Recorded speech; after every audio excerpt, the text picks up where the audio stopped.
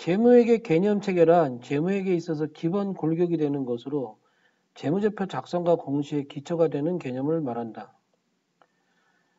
재무제표의 기본 과정, 공준, 꼭 지켜야 될 전제라는 얘기죠. 이 기본 과정에는 기업 실체 과정, 계속기업의 과정, 기간별 보고의 과정, 이 세 가지. 기업 실체 과정은 기업은 주주와 경영자와는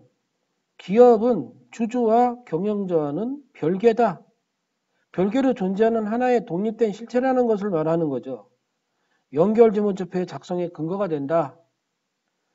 계속기업의 과정은 설립된 기업은 기업이 설립 목적, 의무를 이행하기에 충분할 정도로 기업 실체가 장기간 존속한다는 것을 언제 청산하겠다 이러한 조건이 없이 계속 존속한다는 것을 말하고 기업 실체는 그 경영활동을 청산하거나 중대하게 축소시킬 의도가 없을 뿐 아니라 청산을 요구되는 상황도 없다고 가정한다. 역사적 원가주의의 근거가 된다. 기간별 보고의 과정은 기업 실체의 존속기간을 일정 기간 단위로 분할하여 회계 보고서를 기간별로 작성하는 것을 말하죠. 발생주의의 채택 근거, 즉 회계기간을 나누어서 결산도 하고 보고도 하고 이런 것을 얘기하는 거죠. 그래서 기본 과정의 전제를 지켜서 재무제표를 작성을 한다.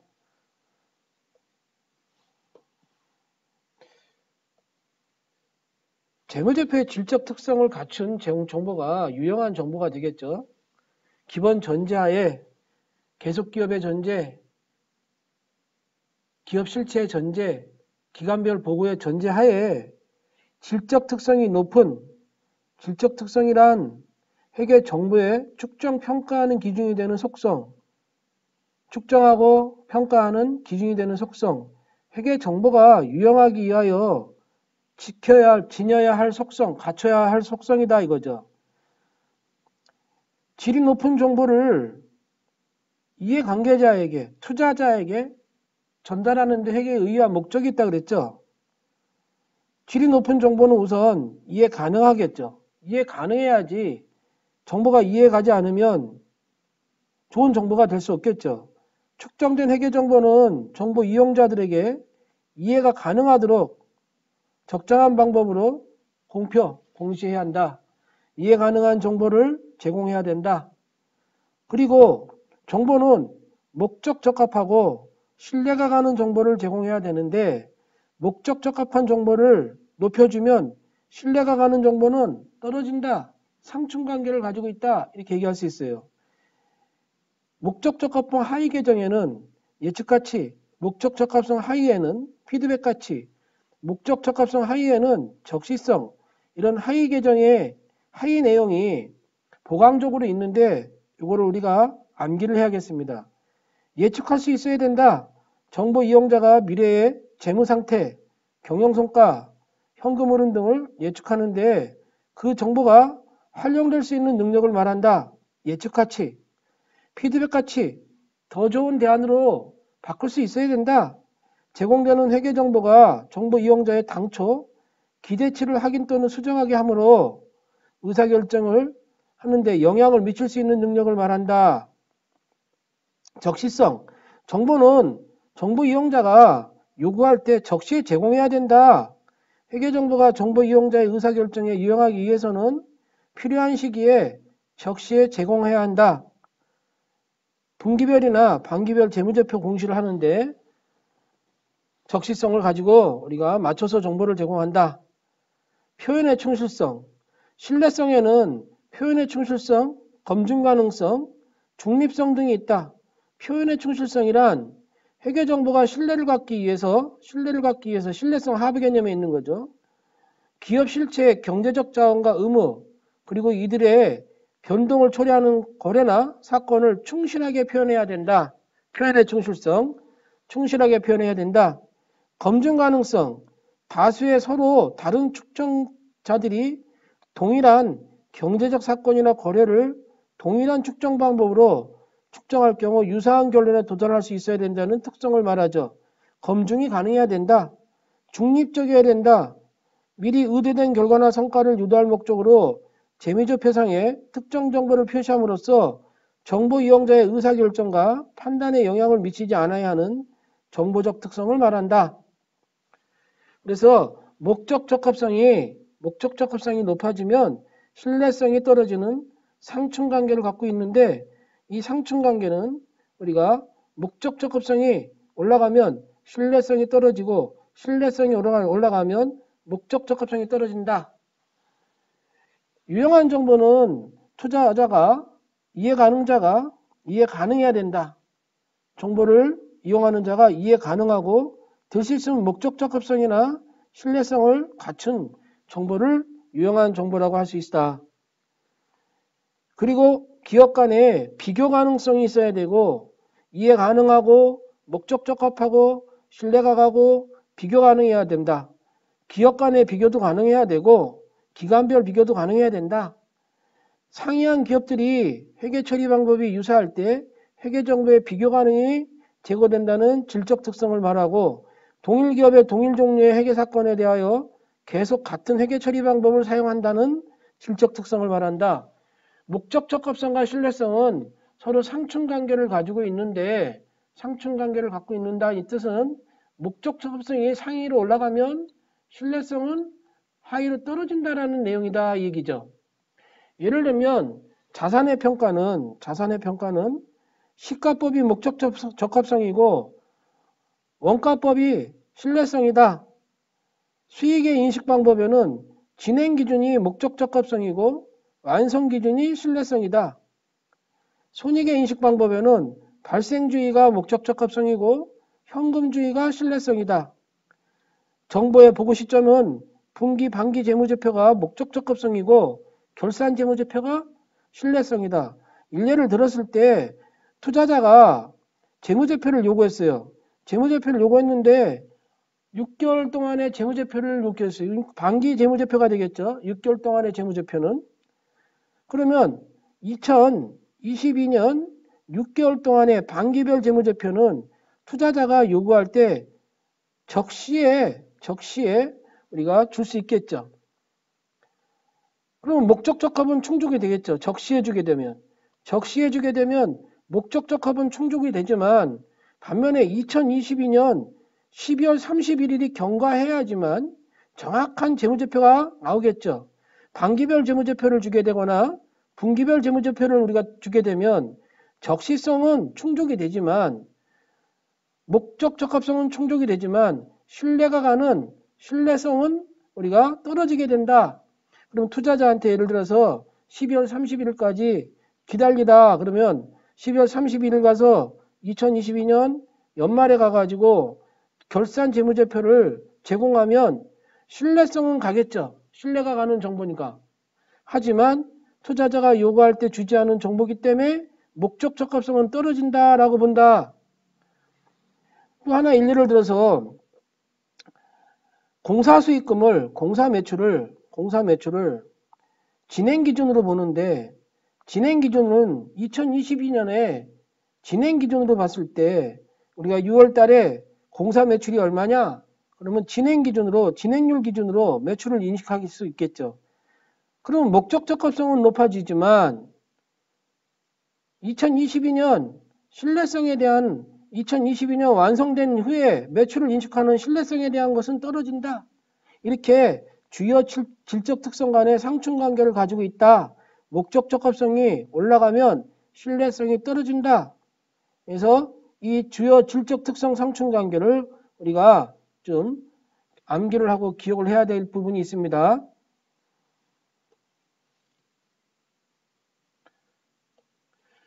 자, 회계정보의 제약 요인, 비용과 효익의 대비. 비용이 효익보다 커서는 안 된다는 얘기죠. 질적 특성을 갖춘 정보를 하더라도, 질이 높은 정보를 하더라도 정보 제공 및 이용에 소요될 사회적 비용이 정보 제공 및 이용에 따른 사회적 비용의 이익을 초과한다면 그 정보 제공은 정당화가 될 수 없다. 중요성, 회계정보가 정보 이용자의 의사결정에 영향을 미치는 정도로 목적 적합성과 신뢰성을 갖춘 정보라도 중요하지 않다면 반드시 재무제표에 표시되는 것은 아니다. 중요성은 일반적으로 당해 항목의 성격과 금액의 크기에 의해서 결정이 되죠. 그러나 어떤 경우에는 금액의 크기와는 관계없이 정보의 성격만으로도 중요한 정보가 될 수 있다. 예를 들면 소모품비로 처리하겠다. 그거는 중요성의 원칙에 의하여 이러한 일례가 나오죠. 자, 회계는 이 회계가 회계상 거래냐? 회계상 거래라면 우리가 얘기하는 분계라는 회계상 언어 분계라는 것을 해서 분계장에 분계를 했어요. 옛날에는. 요즘에 전산에서는 전표 등록이라는 걸 하죠. 컴퓨터에다. 해서 분계를 하게 되면 총계정원장, 주여부 총계정원장에 전기가 되죠. 전기라는 것은 옮겨 적는다 이 뜻입니다. 자기 계정에 찾아가서 상대편 이름을 쓰는 전기를 해서 총계정원장에 옮겨 적는다 그 뜻이고, 이 총계정원장을 옮겨 적은 걸 우리는 한 표에 모으죠. 그래서 시산표가 작성이 되는 거죠. 시산표가 합계 시산표, 잔액 시산표, 합계 잔액 시산표, 시산표가 작성이 되죠. 결산 예비 절차라고 할 수 있겠죠. 시산표가 작성되면 그 시산표를 12월 31일 날 결산 수정 분계를 합니다. 수정 분계가 반영된 수정후 시산표가 작성이 되겠고, 그리고 수익과 비용 계정을 손익으로 마감을 하죠. 손익으로 마감. 그래서 집합손익 계정이 나오겠죠. 이 집합손익 계정이 개인기업은 자본금으로 마감이 되고 법인기업은 잉여금으로 마감이 돼서 자산부채 자본으로 우리가 자본계정으로 넘어가서 자산부채 자본이 2월로 차기 2월, 정기 2월 해갖고 2월 시산표가 마감이 되겠죠.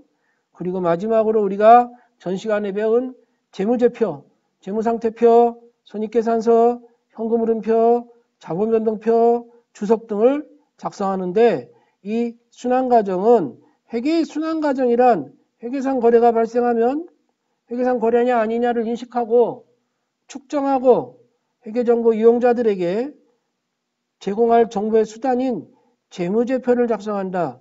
기업의 이해관계자에게 유용한 정보를 제공하는데 회계의 의의와 목적이 있다고 했는데, 기업의 이해관계자는 대부분 투자자를 우리가 얘기할 수 있어요. 투자자라는 거는 주주를 얘기할 수 있겠죠. 주식을 투자한 투자자들, 주주. 그들한테 재무제표를 제공하기 위해서 우리가 재무회계를 합니다.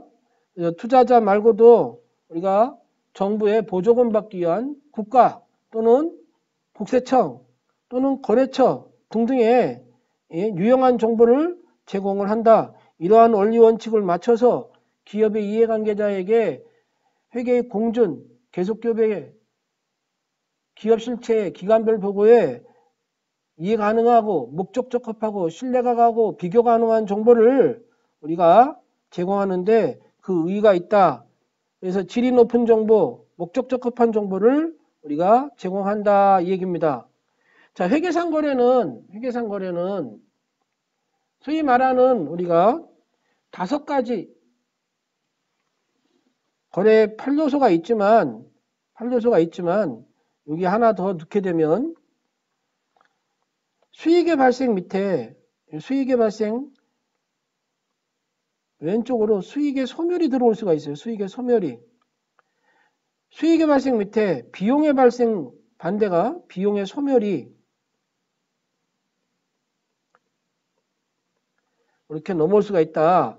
그래서 하나, 둘, 셋, 넷, 5가지를 놓고 판로소라고 할 수도 있겠지만 결합관계라고도 표현도 하죠. 결합관계.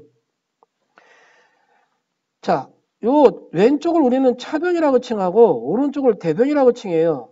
그래서 차변에는 이렇게 그림을 그리게 되면 이게 재무상태표가 그려지는 거고, 이렇게 우리가 그림을 그리게 되면 손익계산서가 그려지는 거죠. 재무상태표는 자산과 부채와 자본을 가지고 기업의 일정 시점에 재무적 정보를 나타낸다고 했어요. 수익과 비용과 수익을 가지고 기업의 일정 기간에 경영성과를 나타낸다고 했죠. 그래서 차변의 자산의 증가, 대변의 자산의 감소, 차변의 부채의 감소, 대변의 부채의 증가, 차변의 자본의 감소, 대변의 자본의 증가, 차변의 비용의 발생, 대변의 수익의 발생, 차변의 수익의 소멸, 대변의 비용의 소멸. 이 결합관계는 우리가 필수적으로 암기가 필요하고 기능적으로 암기를 해야 됩니다. 차변의 자산의 증가, 대변의 자산의 감소, 차변의 부채의 감소, 대변의 부채의 증가, 차변의 자본의 감소, 대변의 자본의 증가, 차변의 비용의 발생, 대변의 수익의 발생, 차변의 수익의 소멸, 대변의 비용의 소멸. 이렇게 기능적으로 자산의 증가 어느 변 차변, 부채의 감소 어느 변 차변, 자본의 증가 어느 변 대변, 이렇게 기능적으로 우리가 암기를 해야 됩니다. 회계상거래는 이 자산, 부채, 자본, 수익 비용이 증가하거나 감소하면 우리는 회계상거래라고 할 수 있어요. 자산, 부채, 자본, 수익 비용이 증가하거나 감소하면 회계상거래고, 여기 나와 있는 일상생활의 거래가 아니고 일상생활의 통념상의 거래이고 이런 게 써 있는데, 굳이 그것까지 생각하지 말고 자산, 부채, 자본, 수익 비용의 변화가 생기면 그건 회계상의 거래입니다. 주문하다, 계약하다, 채용하다, 담보 제공하다, 이거는 실질적으로 자산, 부채, 자본, 수익의 변화가 없기 때문에 회계상 거래가 아니다. 이렇게 기억을 하고 있어야 됩니다.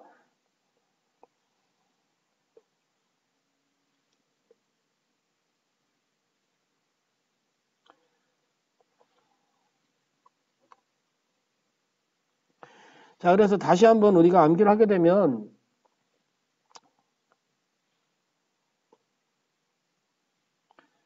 거래 결합관계, 차변에, 대변에, 자산의 증가, 대변의 자산의 감소, 차변의 부채의 감소, 대변의 부채의 증가, 차변의 자본의 감소, 대변의 자본의 증가, 차변의 비용의 발생, 대변의 수익의 발생, 차변의 수익의 소멸, 대변의 비용의 소멸, 이렇게 기억을 하는데, 교환거래라는 거는 자산, 부채, 자본, 재무상태표상의 거래, 이걸 교환거래라고 칭하면 되죠. 일례를 들었을 때 상품을 매입하고 현금으로 주다. 그러면 상품은 들어왔으니까 자산의 증가로 차변의 상품, 현금은 나갔으니까 자산의 감소로 대변의 현금, 이렇게 분계가 되죠. 그러면 상품은 자산의 증가고 자산이 늘어난 거고, 현금은 자산의 감소고 자산이 빠진 거고, 자산의 증가와 자산의 감소 간에 거래가 생겼으니까 이런 거는 교환거래다. 교환거래다. 손익거래는 임차료를 현금으로 지급하다. 우리가 임차료는 비용의 발생이니까 차변의 임차료, 현금은 나갔으니까 자산의 감소니까 대변의 현금, 이러한 분계가 된단 말이죠. 원천적으로 비용이 발생을 했다는 얘기죠. 비용이 발생했기 때문에 얘는 손익거래다. 자산이 나갔더라도 비용 수익이 발생하면 손익거래다. 그래서 이런 경우는 손익거래가 된다는 얘기죠. 혼합거래라는 건 뭐냐? 교환거래와 손익거래가 같이 발생한 걸 얘기하죠. 예를 들면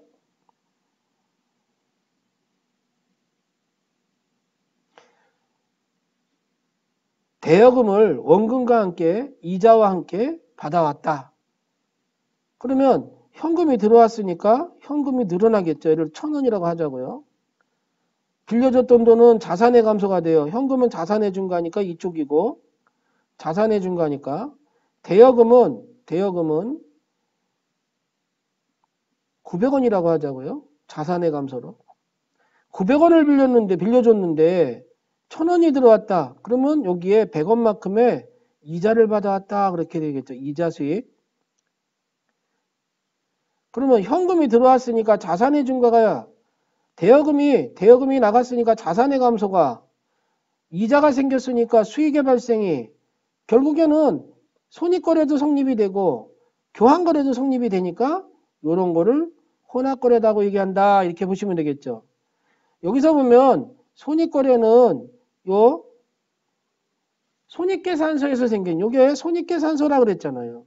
교환거래는 재무상태표에서 생긴 요 우회가 재무상태표라고 했죠. 혼합거래는 교환거래와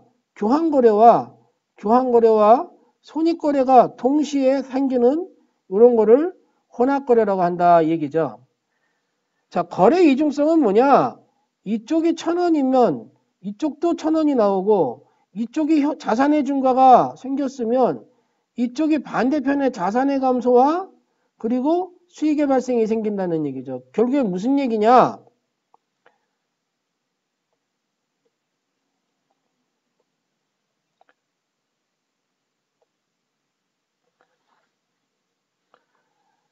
이쪽에 거래가 생기면 이쪽에 거래가 생기는 거예요. 상대편으로 이렇게 항상 반대편으로 들어오고 나가고 발생하고 이렇게 생긴다는 얘기죠. 그걸 거래 이중성이라고 한다 이 얘기예요. 대차 평균의 원리는 이쪽이 1,000원이면 이쪽도 1,000원이 나와야 된다. 차변 쪽이 1,000원이면 대변 쪽도 1,000원이 나와야 된다. 이런 원리다 이 얘기입니다. 자, 교환거래는 자산, 부채, 자본 중간 변동을 초래하지만 수익이나 비용은 발생시키지 않는 거래로서 재무상태표 상의 자본거래라고도 할 수 있고요. 손익거래는 이익의 구성요소로서 수익이나 비용을 발생시키는 거래를 말하죠. 그러니까 아까 말한 여기 손익계산서 쪽에 나타나는 거래를 말한다. 원천적으로 수익이 생기면서 나타나는 것을 말한다. 그리고 자산부채 자본에 반영이 되겠죠. 혼합거래라는 거는 상단부에 있는 재무상태표와 손익계산서, 즉 자산부채 자본과 수익과 비용이 동시에 발생하는 게 혼합거래죠. 교환거래와 손익거래가 동시에 발생하는 걸 말한다. 거래 이중성이란 회계상 거래는 반드시 자산부채 자본 증가 및 감소, 수익 비용 발생의 대립관계로서 차변이 뭔가 생기면 대변이 뭔가 생겨야 된다는 얘기죠.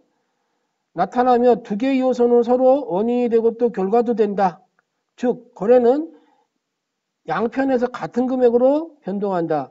같은 차변 요소인 자산의 증가와 부채의 감소만으로는 발생할 수 없다. 같은 차변 요소로는 자산의 증가, 부채의 감소, 자본의 감소, 비용의 발생, 수익의 소멸 같은 차변 요소로는 발생할 수 없다라는 얘기죠.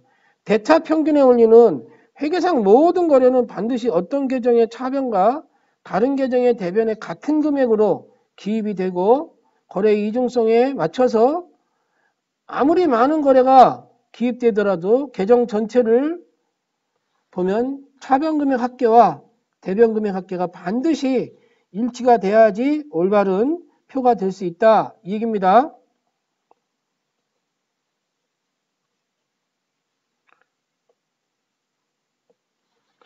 자, 그래서 이 거래 결합관계와 계정과목이라는 이름을 가지고 회계상 언어인 분계라는 걸 한 거죠. 분계.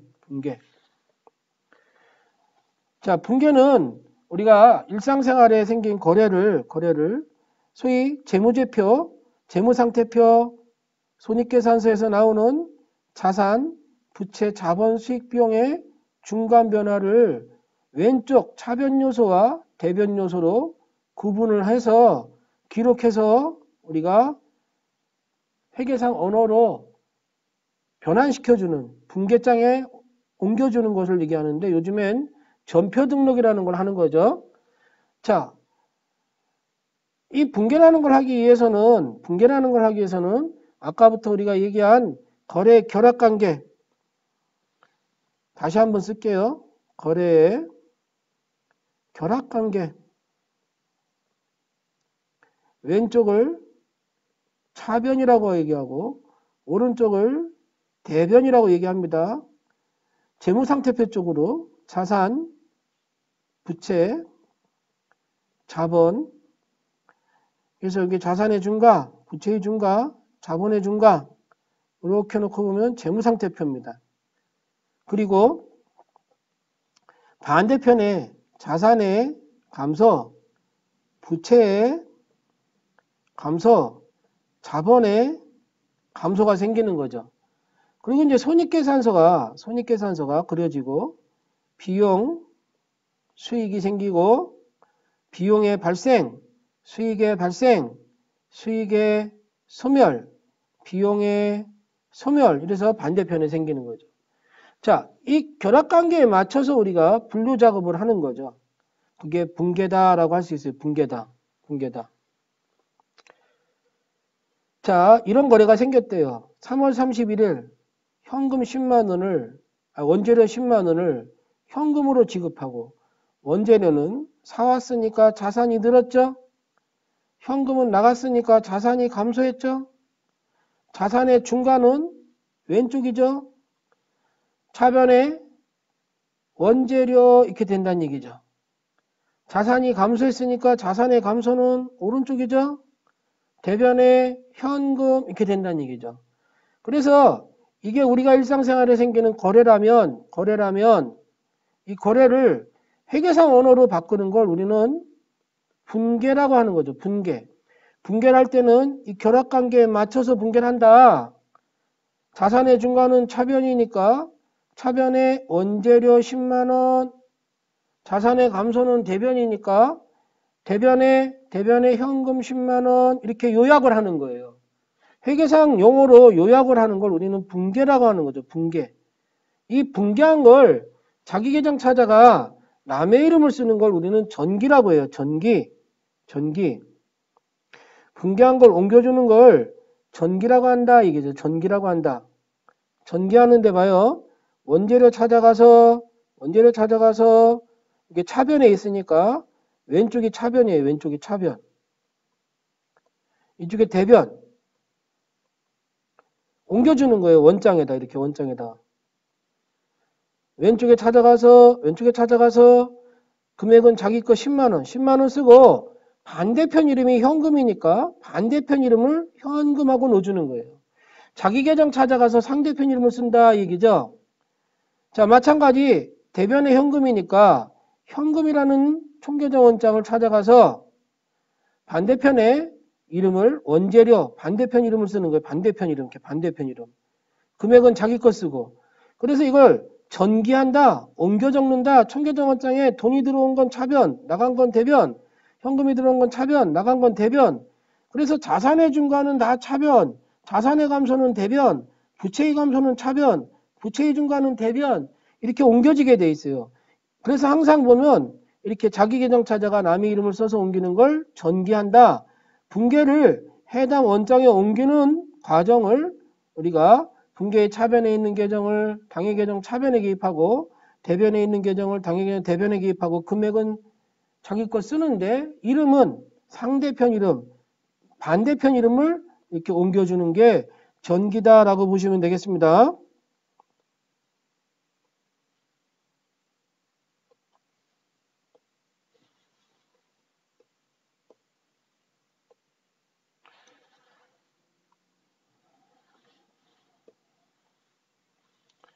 자, 이렇게 분기하는 장부를 우리는 주여부라고 칭하죠. 주여부라고 하는 거예요. 주여부. 장부는 주여부와 보조부로 나눠져요. 그리고 굳이 더 얘기하자면 재무제표 부속명세서와 재무제표로 우리가 나눠지죠. 장부는 그래서 거래가 생기면 회계상 언어로 분계하는 걸 분계장이라고 하는 거예요. 분계하는 걸. 이건 옛날에 우리가 검은 표지가 있는 장부, 빨간 걸로 그려져 있는 장부, 거기다 일일이 분계를 했죠. 총계정원장은 역시 검은 표지가 있는 장부에 이 분계한 걸 옮겨 적는 거예요. 집계시키는 거. 그래서 총계정원장은 당연히 자산, 부채, 자본, 수익, 비용 계정으로 이 옮겨 적은 분계한 걸 옮겨 적은 걸 집계하는 표라고 보시면 되죠. 이 총계정원장에 집계된 거를 한눈에 볼 수 있게끔 만든 게 시산표라는 거죠. 시산표. 그래서 주요부는 분계장과 총계정 원장이 있습니다. 보조부는 돈에 관련되거나 메인 매출장은 보조기 입장이고 무슨 원장, 무슨 원장 또는 무슨 재고장, 재료 재고장 이런 거 재료 원장 이런 거는 다 보조 원장이라고 칭한다. 장부는 주요부와 보조부가 있는데 주요부는 상당히 중요한 거겠죠. 자, 이렇게 해서 장부가 총계정 원장에 집계가 되면 그걸 이제 연말에 또는 매월 말에 그러면 월말 결산이고 매년 말 그러면 기말 결산이고 이렇게 평하는 거죠. 월월 결산하면 월말 또는 1년 그러면 기말 이렇게 표현한다고 보시면 되죠. 기업의 일정 기간에 계속 기업의 전제하에 이런 거 있었죠. 기간별 보고의 전제하에 기업 실체의 전제하에 우리가 회계 기간은 종료됨에 따라 기간의 경영 성과 이게 수익과 비용을 가지고 손익계산서라는 걸 만들죠. 손익계산서.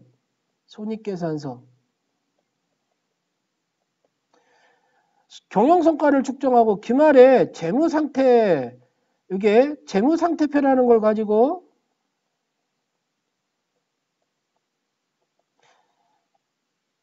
자산부채 자본을 가지고 재무상태표를 만들죠. 재무상태.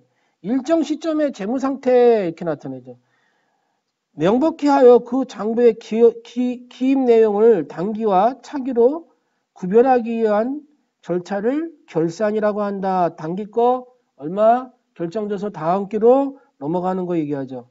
자, 시산표가 나오죠. 시산표는 자기검증표예요. 즉 총계정 원장을 한 회계기간에 종료하면 총계정 원장이 나오죠. 각 계정 금액을 합계를 내는 거죠. 그래서 합계를 내서 정확히 기록되어 있는가를 확인하기 위한 자기검증을 하기 위한 표다라고 보시면 돼요. 이 시산표는 결산 전에 하면 결산 전 시산표가 되겠죠. 결산 후에 하면 결산 후 시산표라고 하겠죠. 그래서 수정 전 시산표는 결산 전이고 수정 후 시산표는 결산 후가 되겠죠. 총계정 원장을 합계를 내면 합계 시산표고 만약에 많은 금액이 있고 적은 금액이 여기 20원이 있으면 이렇게 잔액을 나타내겠죠. 잔액을 나타내면 잔액 시산표가 되는 거죠.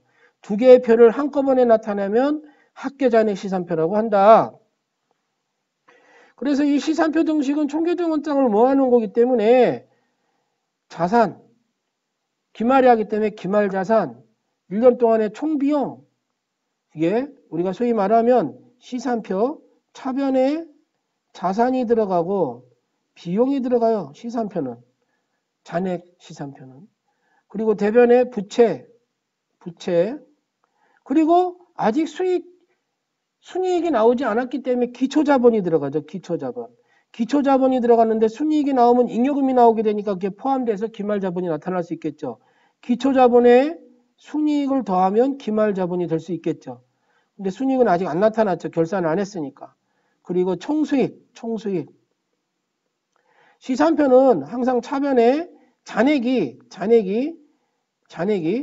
차변에 자산과 비용이 나와요. 왜? 거래 결합관계가 자산의 증가가 차변이고 비용의 발생이 차변이기 때문에. 대변에 부채 자본 수익이 나와요. 왜? 거래 결합관계가 부채의 증가가 대변이고 자본의 증가가 대변이고 수익의 발생이 대변이기 때문에. 이 두 개의 표를 한꺼번에 해서 합계잔액 시산표가 나오는 거고요. 이건 대변에 나타나는 거죠. 시산표에서 발견할 수 없는 오류, 분계를 완전히 누락했어요. 예를 들면 차변의 상품 100원, 대변의 현금 100원 이런 분계를 우리가 완전히 누락을 했어요. 그러면 시산표에 나타나질 않죠. 또는 이중 분계를 했어요. 똑같은 분계를 차변의 상품 100원, 대변의 현금 100원 이렇게 똑같은 분계를 했어요. 그럼 똑같이 넣으면 시산표는 똑같이 나와요. 그러니까 과하게 적히겠죠. 이게 과하게 적히니까 이거 같이 틀렸다고 하면 역시 안 나타나요. 금액이 오류가 됐어요. 100원 써야 되는데 100원 써야 되는데 나도 모르게 10원을 했어요. 시산표에서 안 나타나요. 같이 틀렸기 때문에. 전기하는데 다른 계정 과목에다 잘못 전개했어요. 그래도 안 나타나요. 그럼 어떨 때 나타나느냐? 시산표에 나타나는 건 이런 경우는 잘 나타나죠. 차변에 상품 100원을 썼는데 대변에 현금을 꾸벅꾸벅 졸다가 모르고 10원을 썼어요. 그리고 옮겼어요. 그러면 시산표에서 안전하게 딱 찾아낼 수가 있어요. 그래서 시산표에서 발견할 수 없는 오류 한번 읽어보시고요. 여기서 아까 중요한 거는 요 공식, 즉 시산표는 기말자산과 총비용을 더해서 차변이고 기말부채와 기초자본과 총수익을 더해서 대변이다. 왼쪽을 차변이라고 하고 오른쪽을 대변이라고 합니다. 그래서 예비 절차로서 시산표가 작성이 되고 결산 재고조사표가 작성이 되죠. 이 수정분계가 나오는 거예요. 결산분계. 여기서 결산분계를 하는 거죠. 그래서 결산정리사항이 나타나서 정산표도 작성하고요. 이 분계가 반영이 돼가지고 우리가 결산 본절차, 총계정원장, 수익과 비용을 손익으로 마감하고 그리고 분계장 각종 장부를 마감하고 자산부채 자본을 차기열로 작성해서 재무제표와 부속명세서를 작성한다. 자, 오늘 이 시간에 배운 거는 가장 중요한 거는 거래의 결합관계, 차변의 자산의 증가, 대변의 자산의 감소, 차변의 부채의 감소, 대변의 부채의 증가, 차변의 자본의 감소, 대변의 자본의 증가, 차변의 비용의 발생, 대변의 수익의 발생, 차변의 수익의 소멸, 대변의 비용의 소멸은 아주 중요하니까 우리가 꼭 암기를 해야 됩니다.